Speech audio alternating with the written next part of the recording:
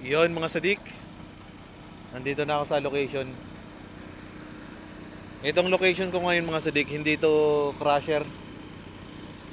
Ano lang to, mga barracks mga sadik, tapos merong workshop. Ayan oh.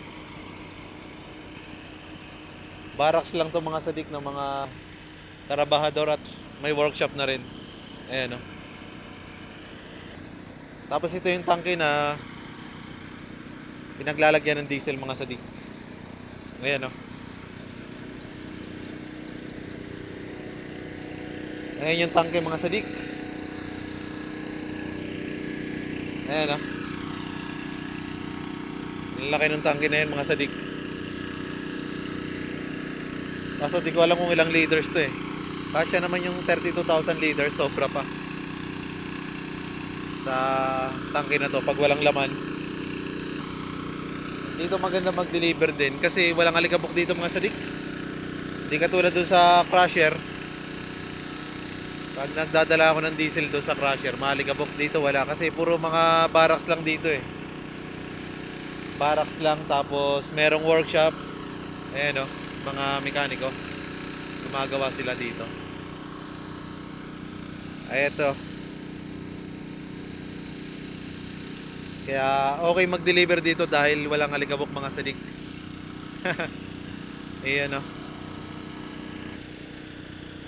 Barracks lang meron dito sa dik, tapos workshop. Tapos ito nga yung ano, yung malaking tangke. Kasi itong truck na to mga sadik, siya yung nagdadala sa mga site ng diesel mga sadik. Ito naman yung nagdi-diesel sa mga equipment katulad ng mga loader, ayan mga sadik sa site. Dito kumukuha yan oh, ng diesel. Diyan siya kumukuha ng diesel, tapos itong truck na to dinadala niya sa site.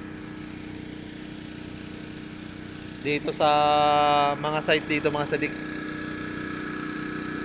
Tayo naman yung nagdadala ng ano talaga, galing planta, sinasali naman natin dito sa malaking tangke. Yung ano, mula sa planta tapos dinadala natin dito.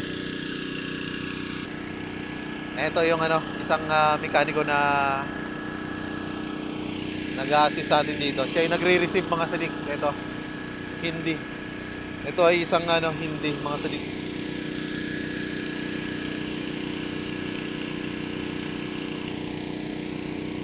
Ayan mga sadik. So yun lang mga sadik, at malapit na ito matapos eh. Kasi andito na itong ano natin, sadik natin. Ingat lang tayo sa biyahe natin mga sadik. Ingat lagi tayo sa biyahe natin. Yun oh.